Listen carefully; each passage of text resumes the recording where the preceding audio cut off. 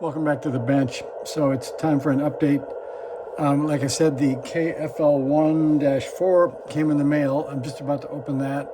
And I've got a K1 on the bench. Just programmed the memories and sent some CQs because the band seems totally dead, not a station on it. And the RBN says that I've got up to 21 dBs of signal in Texas.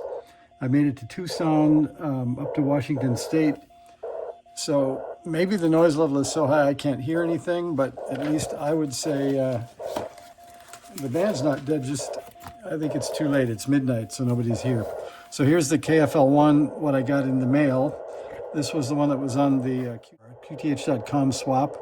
So it's the 4-band module, and indications are looking pretty good. I don't see any really ugly solder joints or things that I wouldn't expect on the front. The back has flux, but nothing that looks really heinous. So I think you guys might agree it looks pretty okay. This joint maybe a little bit, something's up, but it looks like it makes contact. So I think that looks pretty good. And it looks like it came with a few extra goodies also, and a paper towel. And that's nothing in that. So we got, says KFL1-4, and it came with a couple of spare crystals.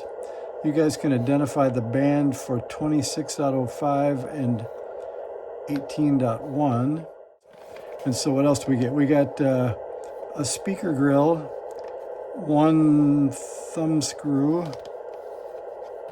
a block of foam, a switch. I do need one of these. That's the rubber washer for the speaker. I have one of those missing. I think that's the diode for the KBT1. Well, I got 2 thumb screws. I needed those. So in addition to getting the band module, I got a few interesting and needed miscellaneous pieces. I think I also have in fact, the K1 that's sitting here doesn't have a grill cloth, so that would work on that. So overall, we don't know if it works, but it's a pretty good find. If you're up for it, I guess we can try it in the ugly K1 if you want. All right, we have serial number 2293. Our ugly K1 is here. It has 1 thumb screw in it. I think we can stop with the static too. I'll turn that off. And all right, so that's in. We'll put the same screw back.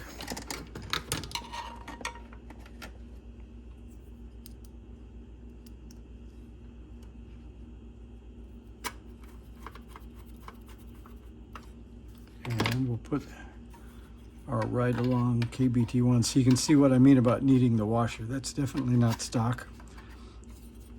And I'm not sure if this is the right speaker either. I don't think it is. I think we did that like a year ago when I was working on this thing, or maybe it was more than a year. All right, we're going to assume that everything's fine. We're going to put in the screw and hook it up right where this other one is and see what happens.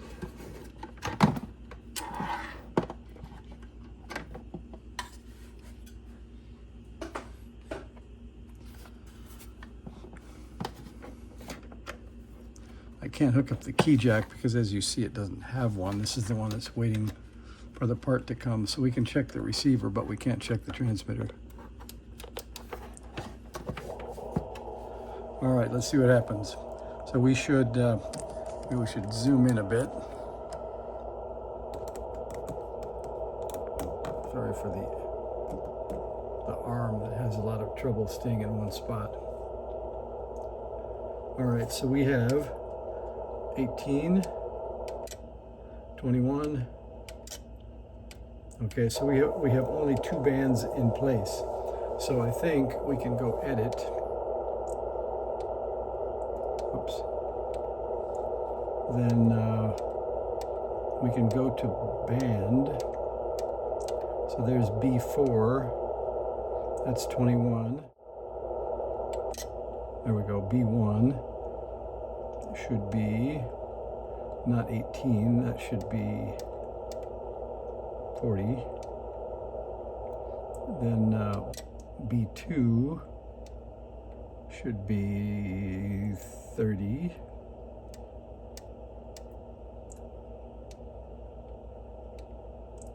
B3 should be, I think, 20. Oops.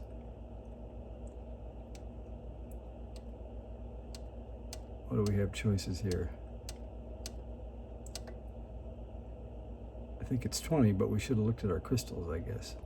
So we'll pretend it's 20. And then B4, it says 21. I didn't look at that either, so that could be either 17 or 21. But let's try that first and see what happens.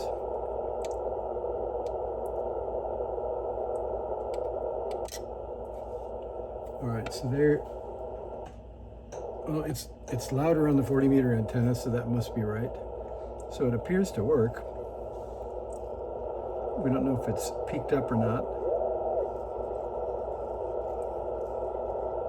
So it looks like we got a good find. So that was a $50 spend for that box of KFL 1-4 and miscellaneous parts.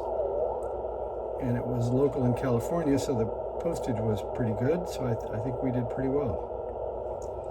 So I think that's your update. I'll edit out the dead spots in the middle, and we'll see you back here for a tune-up later.